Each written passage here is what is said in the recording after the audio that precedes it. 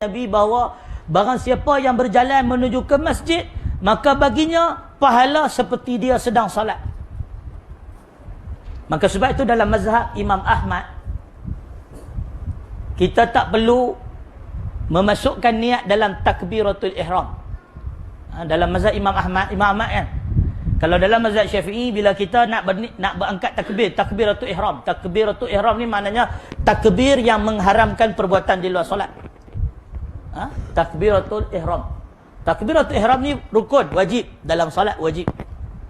Sepakat para ulama, wajib takbiratul ihram. Jadi bila kita angkat takbiratul ihram, Allahu Akbar. Kalau dalam mazhab Syafi'i dia kena niat. Niat walaupun dalam mazhab Syafi'i niat, tapi niat tetap dalam hati. Niat tetap dalam hati. Mahaluha fi qalb. Kedudukan niat tu dalam dada, dalam hati. Bukan perlu talafuz, tak perlu lafaz. Tak perlu lafaz. Lafaz itu sunat saja dalam mazhab Syafi'i. Sunat saja. Walau bagaimanapun, suka sekali saya sebut, pendapat dalam niat ni ulama tak sepakat. Dalam mazhab Imam Ahmad misalnya, ketika angkat takbiratul ihram, Allahu Akbar, dia tidak perlu memasukkan niat ketika itu, tak perlu. Sebab dia pakai hadis, orang yang keluar dari rumah untuk ke masjid sudah dikira dalam solat. Sudah dikira dalam solat. Maka orang yang pergi ke masjid tu berjalan tu, dalam mazhab Imam Ahmad, dia dah kira boleh niat dah. Boleh niat selalu dah. Jadi keluar dari rumah tu berjalan kaki, naik kereta ke, naik motor ke, naik unta ke, naik kapal terbang ke, dalam perjalanan tu dia nak pergi masjid, sudah dikira niat. Jadi dia main ke tempat sembahyang tu, langsung Allahu Akbar, angkat takbir terus. Sebab tu kalau kita tengok kat Masjidil Haram kan, imam-imam Masjidil Haram, mereka jalan, pergi ke tempat saf, angkat takbir selalu. Dia tak ada lah usolli, tak ada. Pasal mereka ikut mazhab Imam Ahmad. Dan ada hadis benar ni. Dalam mazhab Syafi'i, ulama-ulama Syafi'iyah mengatakan sunat untuk talafuz, melafazkan niat. Dan lafazkan niat itu dia ada tiga perkara yang perlu disebut. Qasad, ta'rad, ta'yin. Kita dah belajar kat pondok lah kan. Qasad tu maknanya menyatakan tujuan, menyebut detail apa benda ibadat yang nak buat, dan yang membezakan satu ibadat dengan ibadat yang lain, sunat ke, fardu ke apa.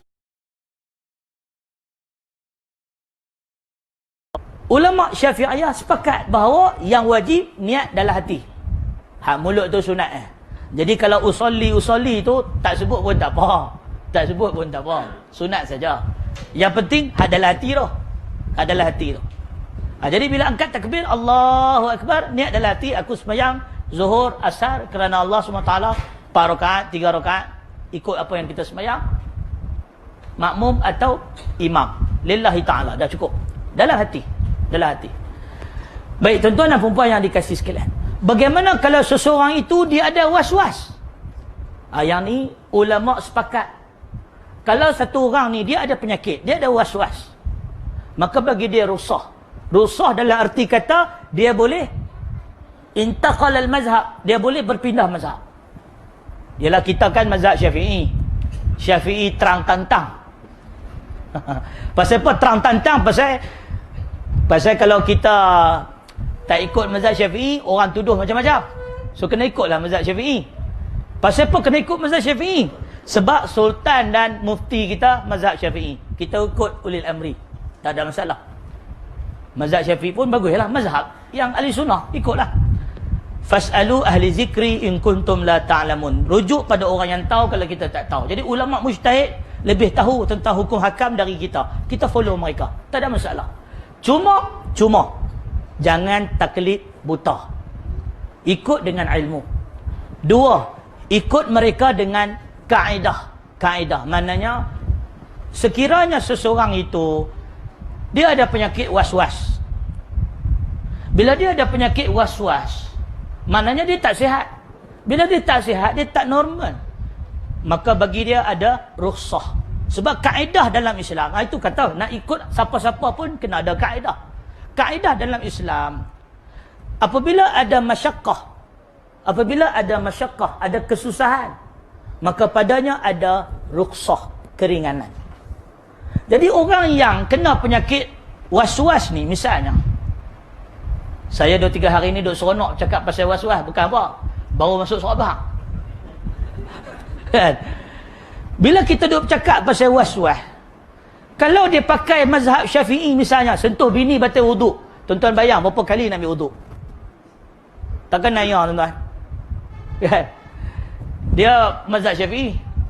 Lepas tu was-was pula, ada OCD pula, kan, obsessive compulsive kan, behavior kan, dia disorder, dia ada masalah tu, OCD.